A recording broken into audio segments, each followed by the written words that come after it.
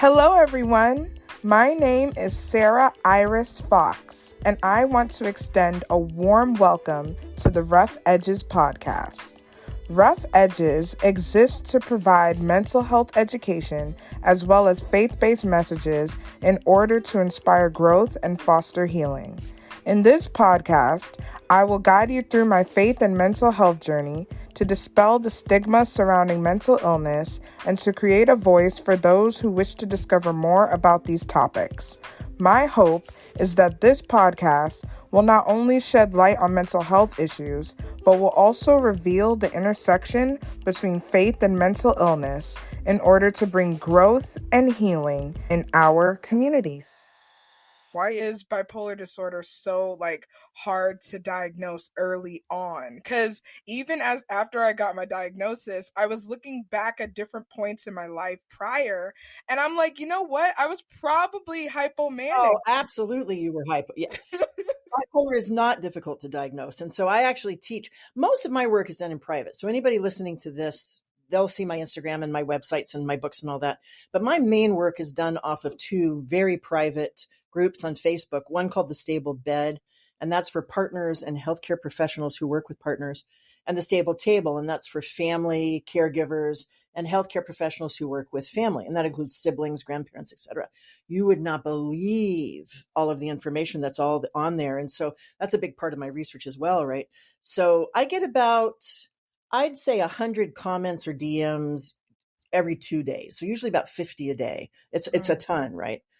Every single person who writes me and says, my loved one was diagnosed later in life. And I'll say, probably they were diagnosed later in life, but there's a very, very good chance that the hypomania had been there all along. There are some where it hasn't, and substance then has brought out the bipolar, because you can have naturally occurring bipolar like mine, or substance-induced bipolar where the genetics were latent and the bipolar flipped them on, the concept of epigenetics. That's what we're seeing with cannabis, meth. We see it with antidepressants, steroids. And that's my chapter, the Bipolar Significance 7 chapter that's in the new edition of Take Charge.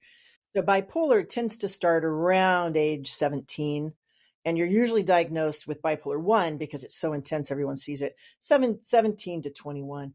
But within there, we have a lot of, creativity, or weekends we couldn't get out of bed. And then just like my description of what my life was like before I was diagnosed. But bipolar is not difficult to diagnose.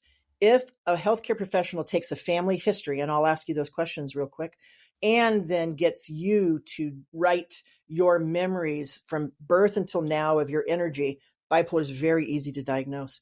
So to diagnose bipolar, the first thing a professional needs to do is ask these questions. So Sarah, do you have a family history of bipolar disorder?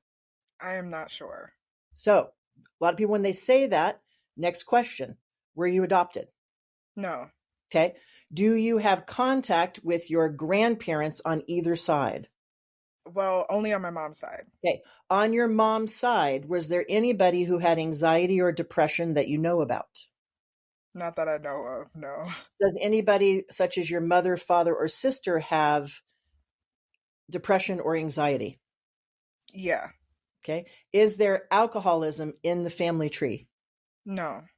Is there, on the side you don't know much about, anything that might lead to the idea that there is some kind of mood swing, some kind of drug use, alcohol use, disappearing, jail, or anything like that?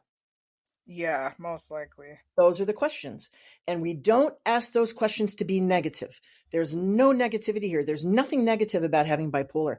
So if you had asked me in 1995, when I was diagnosed, if there was bipolar in my family tree, I'd say, I have no idea. I don't even know what this is. Blah, blah, blah. Now, grandfather, father, close family member, cousins, 2 cousins, and myself, absolutely bipolar, 100%.